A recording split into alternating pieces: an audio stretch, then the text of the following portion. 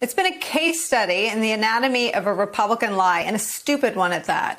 Late last week, as part of a virtual climate summit, President Biden discussed cutting greenhouse gases in half by the end of this decade. So the Daily Mail theorized what that might look like. And the Daily Mail included a cherry-picked extreme example that the Daily Mail found from a University of Michigan study of meat consumption. The Daily Mail suggested without evidence that Biden's plan could require cutting back to 4 pounds of meat a year. That's a myth, and it was in the Daily Mail. Then this graphic appeared on Fox News. Biden's climate requirements: cut 90% of red meat from diet, max 4 pounds a year, 1 burger per month. Again, imaginary and imagined in the Daily Mail. Before long, conservative lawmakers, elected officials, and pundits were circulating that false graphic on social media. And it went even further than that. Watch. No burgers on July 4th. No steaks on the Barbie. I'm sure Middle America is just going to love that. Can you grill those Brussels sprouts? So get ready. You can throw back a plant-based beer with your grilled Brussels sprouts and wave your American flag. Call it July 4th green.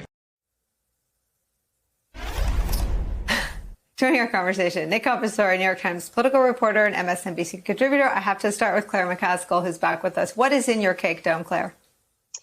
Okay, so as your loyal viewers know, I typically bake for my grandchildren on weekends, and I usually display on Mondays my latest baked good. In a tribute to the absolute stupidity of Larry Kudlow, Fox News, and all those people that worship at their altar, I thought it was time to put a pot roast under the cake dome. So what you see behind me is one big old hunk of beef. It's silly, but that's how silly these people are. I mean, the notion that they think that a president of the United States is going to tell people how many hamburgers they can eat is just so beyond dumb. So I give you Claire's pot roast under the cake dome in honor of their stupid lie. It is a stupid thing, Nick, but we're covering it because it's an easily accessible example of the fact that they've really got I mean, if they wanted to be serious, there are policy debates to be had with Joe Biden. But the truth is, he has in his first 100 days been nothing short of transformative at a policy level. The COVID relief plan reimagines childhood poverty, food insecurity, and instead of coming at it with some conservative version of protecting the most vulnerable, they're doing really stupid stuff. The political tell is that they got nothing. I had the same thought, Nicole, that as I watched those segments, there are any number of reasons you could criticize the climate plan or argue against it, starting with the cost for a lot of voters and conservatives. But that's not it, right? This is about that Biden's going to come for your hamburgers. And by the way, I want to assure our viewers that your hamburgers are safe for now, as far as we know. The Biden climate plan, in fact, is not very detailed yet, so we're not sure what it will propose. But the fact that they're going for the Hamburglar Act means that they've given up on fiscal prudence, as a case against this for now. And it suggests that after 4 years of watching Republicans do tax cuts and overspend and build the deficit, that line of attack is not as effective. So what do we have? We have this classic bit of lie, which is a tiny, tiny speck of truth from all the way over there that then ends up all the way over here as Biden is going to take away your hamburgers. That's what they got.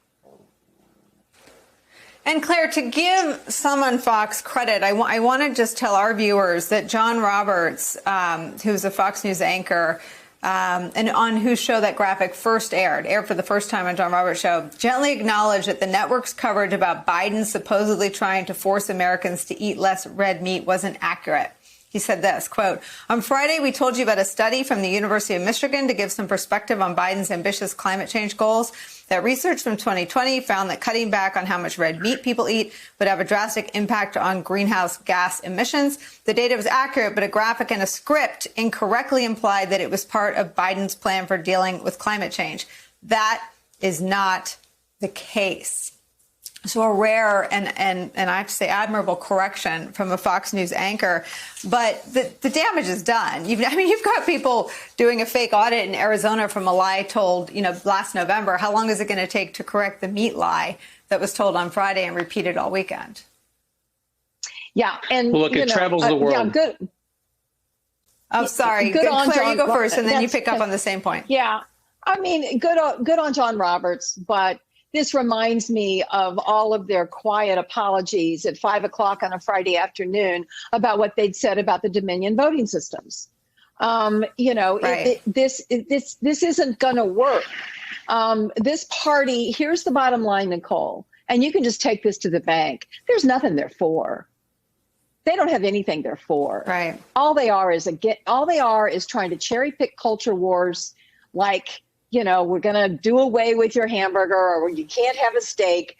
We're going to just try to focus on culture wars and being against everything Joe Biden's for. They stand for nothing. And I don't think that's viable for a political party long term.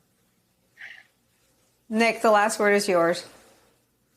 Look, Fox is a big outlet. It's very influential. It's good for all of us to correct our errors after we make them. But the fact is, this has spread. It's gone very far. The governor of Texas is parroting it. And it just shows you that if you spread this kind of stuff, it can get all the way around the world before the truth can get its shoes on. Hey, thanks for watching our YouTube channel. You should know that you can follow today's top stories and breaking news and catch up on your favorite MSNBC shows all in one place. Download the NBC News app today.